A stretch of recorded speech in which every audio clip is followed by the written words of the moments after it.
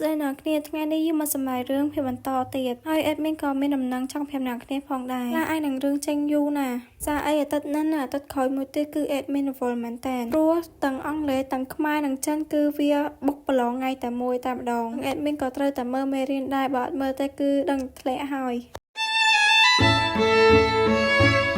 ក៏បានកាត់មកដល់ទីកន្លែងមួយដូចជាកំពុងតែស្រូបយកសុទ្ធលំដាប់ខ្ពស់ដែលគាត់ទទួលបានអំពីម៉ាក់របស់ដេមៀនតើបានគិតថាអីចឹងវាពិតជាឱសថទិព្វលំដាប់ខ្ពស់មែនតើខ្ញុំប្រើអស់តែ 10% នៃឱសថទិព្វនឹងសោះតែថាមពលម៉ាណារបស់ខ្ញុំកើនឡើងខ្លាំងដល់ថ្នាក់នេះប្រហែលជាបានសញ្ញាអាគីរបស់ខ្ញុំជួយផងក៏មិនដឹងខ្ញុំសូមអោបវងកញ្ចក់តិចអ្នកនរគ្នាអត់យល់ពាក្យថាសញ្ញាអាគីសញ្ញាអាគីនេះប្រហែលជាគាត់សំដៅទៅលើដែលគាត់បានត្រឡប់ពេលវេលាមកអតីតកាលវិញមានស្នាមត្រាមួយនៅចិត្តដើមទ្រូងរបស់គាត់អាចជាសញ្ញាអាគីនេះគាត់ចង់សម្ដៅទៅលើត្រានោះចូលមកដល់សាច់រឿងយើងវិញជាធម្មតាការស្រូបយកអាសព្ទទិព្វធ្វើឲ្យខ្ញុំបាត់បង់ថាមពលធ្វើឲ្យម៉ាណារបស់ខ្ញុំមិនបរិសុទ្ធទេប៉ុន្តែពេលនេះខ្ញុំមិនមានអារម្មណ៍បែបនឹងទាល់តែសោះវាហួសពីអ្វីដែលខ្ញុំបានស្រមៃទៅទៀតសាលារៀនបណ្ដុះបណ្ដាលហើយខ្ញុំបានកាត់ចុះកាត់ឡើងជាច្រើនដងមកហើយខ្ញុំក៏បានសម្រេចចិត្តដែរការចូលរៀននៅសាលាបណ្ដុះបណ្ដាលនឹងធ្វើឲ្យការស្វែងរកអ្នកឧបត្ថម្ភកាន់តែងាយស្រួលជាងមុនវាមានអត្ថប្រយោជន៍ច្រើនណាស់ប៉ុន្តែ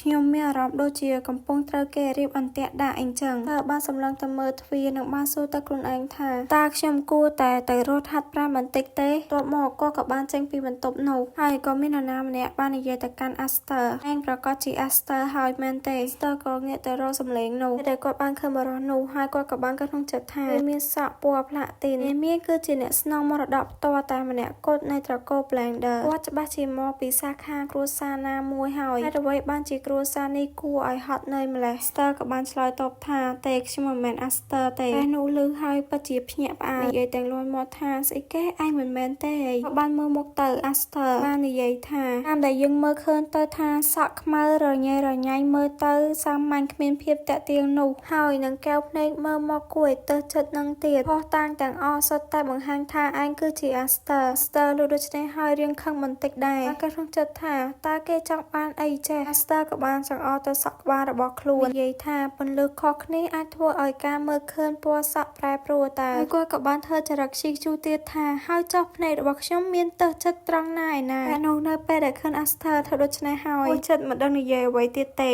ក៏បានលានឹងចេញទៅខ្ញុំតែនិយាយថាភ្នែករបស់ឯងមើលទៅស្អាតតើខ្ញុំច្រឡំទេសុំទោសខ្ញុំសុំលាសិនហើយណាទូប្រុសរបស់យើងវិញគាត់បានធ្វើដៃដាក់ឲ្យទៅអពៈនឹងស្អែកតែខឹងអពៈនឹងដៀរូបរាងគាត់ហើយមើលទៅពេលនោះ Fedo ក៏បានរត់មករក Aster Fedo ក៏បាននិយាយឡើងថាឯងប្រុសខ្ញុំចង់មានន័យថា Aster ឲ្យខ្ញុំបកស្រាយច្បាស់សិនណាពីយប់ម៉ែខ្ញុំមិនទាន់បានបញ្យល់ខ្លួនឯងទេធ្វើឲ្យខ្ញុំដេកមិនលក់ពេញមួយយប់ការងារជាមេផ្ទះមិនតម្រូវឲ្យឯងលូចចង្គង់ខ្លាំងដល់ថ្នាក់នឹងទេនេះជាការយល់ច្រឡំទេមើលទឹកមុខ Aster របស់យើងពេល Fedo ហៅឈ្មោះរបស់ខ្លួនហើយគាត់ខំកុហកគេមួយថ្ងៃហើយមកបែកការត្រឹម Fedo យើងមកយាយបែបនេះហើយអាប៉ែនោះវិញបំរុងនឹងដើរចេញទៅហើយពេលដែលឮ Fedo ហៅឈ្មោះ Aster ហើយគាត់ក៏បានដឹងថានោះគឺជា Aster ពិតកាន់តែទឹកមុខអាប៉ែនេះទេមុខគាត់អាចបញ្ជាក់ថាចំ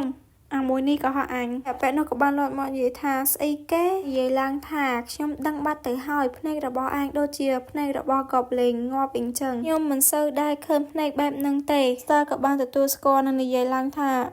គឺខ្ញុំនឹងហើយពេលនោះនៅពេលដែលឃើញ Aster យើងឆ្លើយធ្វើធម្មតាដូចនេះគាត់ខឹងនឹងផ្សែងចេញតាមរត់ជាទៅហើយនិយាយថាមើលឯងចោះហេតុអ្វីបានជាមុខក្រាស់ម្ល៉េះហើយពីកុហកខ្ញុំរួចខ្ញុំគួរតែនិយាយដល់ត្រប់នេះគាត់ក៏បានងាកឃើញ Fedo ហើយមិនបាច់មើលទឹកមុខ Fedo ទេគឺកាចមែនតែនគាត់នៅពេលដែលឃើញទឹកមុខ Fedo ដូច្នេះបាននិយាយបញ្ចប់ពាក្យទេរួចគាត់ក៏បានត្រឡប់ទៅវិញនឹងដើរចេញក៏បាននិយាយទៀតថាលើកនេះខ្ញុំមិនប្រកាន់ទេតែបន្តិចទៀតមកជួបខ្ញុំនៅសាលាសិក្សាផ្នែកវិទ្យាមន្តឯងត្រូវតែរៀនពីសុជីវធម៌ខ្លះហើយ Aster ក៏បានឆ្លើយប្រកាសណាស់ Fedo ក៏បានសួរទៅ Aster មានរឿងអីមែនទេ Star ក៏បានតបគឺគ្មានអីច្រើនទេ Star បានសម្លឹងទៅមើលអពៈនោះបានគិតក្នុងចិត្តថាល្អខ្ញុំមិនសូវមានអារម្មណ៍ល្អប្រហែលទេខ្ញុំនឹងចាត់ការឯងនៅពេលក្រោយតបមកគាត់ក៏បាននិយាយទៅកាន់ Fedo ថាតើខ្ញុំអាចជួបអ្នកស្រីឥឡូវនេះបានទេគេក៏កាត់មកដល់វិមានរបស់ Blender សូមស្វាគមន៍ Aster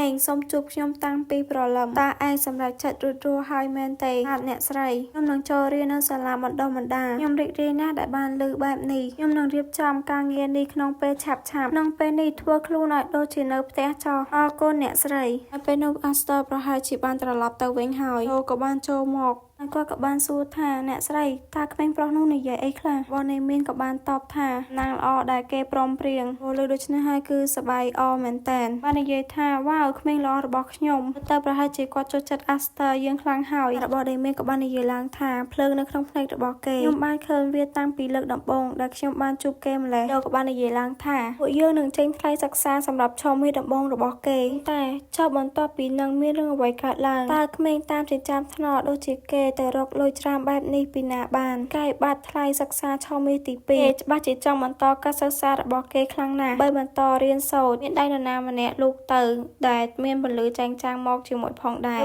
ពេលនោះមកដល់ដៃសង្គ្រោះរបស់ខ្ញុំនឹងលូកចូលទៅពីម្យ៉ាងទៀតគឺលុយរបស់ Fedo នឹងជួយសង្គ្រោះគេរបស់ដែលមាននៅពេលដែលឃើញ Fedo ស្រមៃតែឯងដូច្នេះបាននិយាយឡើងថា Fedo ឯងបន្ថយសម្លេងតិចទៅ Fedo ក៏បានភ្ញាក់ខ្លួនមកវិញនិងបាននិយាយថាអូស្លាប់ហើយខ្ញុំភ្លេចខ្លួនខ្លាំងពេកដល់ម៉ោងបាយហើយខ្ញុំនឹងទៅមើលក្នុងផ្ទះបាយបន្តិចសិនពេល Fedo បានដើរចេញទៅបាត់របស់ដែលមានបានដល់ទៅហាមទាំងធូរត្រង់បានកើតក្នុងចិត្តថាយល់ថាហេតុអ្វីបានជា Fedo រំភើបចិត្តខ្លាំងម្ល៉េះបន្ទាប់ពី Aster ព្យាយាមបដិសេធគេរហូតមកបំផុតគេបានឃើញឱកាសមួយទៀតក៏បានសម្លឹងទៅមើលទ្វារតក៏ក្នុងចិត្តទៀតថាកាត់តាមន័យនឹងការស្នើសុំរបស់ខ្ញុំឲ្យគេចូលរៀននៅសាលាបណ្ដុះបណ្ដាលជាផែនការដែលមិនសូវរឹងមាំតែ Alfredo ប្រកាសចិត្តណាស់ថាគេអាចនឹងគ្រប់គ្រង Aster បានរបស់ដែលមានបានកវីក្បាលពីព្រោះខ្លួនគេផ្ទាល់ក៏ធ្លាប់ចាញ់ល្បិចដដែលនេះពីអតីតមេផ្ទះធំដែរដូនៅពេលដែលលើដំណឹងនេះគាត់ពិតជាសប្បាយចិត្តមែនទែនចេញមកក្រៅក៏គាត់នៅតែសប្បាយចិត្តដដែល Aster បានដើរទៅកន្លែងមួយគាត់បានសម្លឹងទៅមើលអាគារគាត់បានគិតថា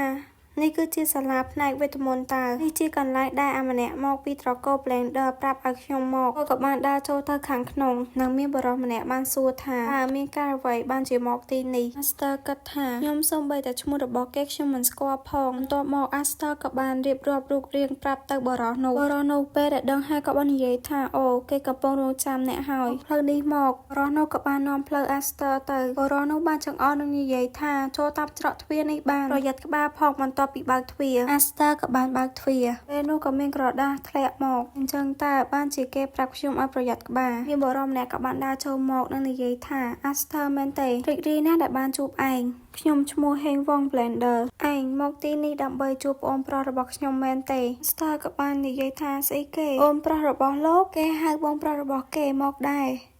អរគុណអ្នកគ្នាដែលបានទស្សនាវីដេអូនេះដល់ចប់ហើយភាគរៀងខ្លីបន្តិចហើយខ្ញុំសូមអធិស្ឋានណាបើសិនជាពាក្យខ្លះខ្ញុំនិយាយអត់ច្បាស់ប្រាប់ដំណឹងម្ដងទៀតថាខ្ញុំនឹងអាចចេញរឿងយឺតព្រោះអេដមីនត្រូវរំលឹកមេរៀនដើម្បីប្រឡងអេដមីនមិនមែនប្រឡងមកភាសាទេគឺ3ភាសាតែម្ដងគឺទាំងខ្មែរចិននិងអង់គ្លេសហើយសំខាន់ប្រឡងគឺជាន់គ្នាពីអាទិត្យហ្នឹងគឺអេដមីនត្រូវតែរំលឹកមេរៀនបើមិនចឹងទេគឺអាចនឹងធ្លាក់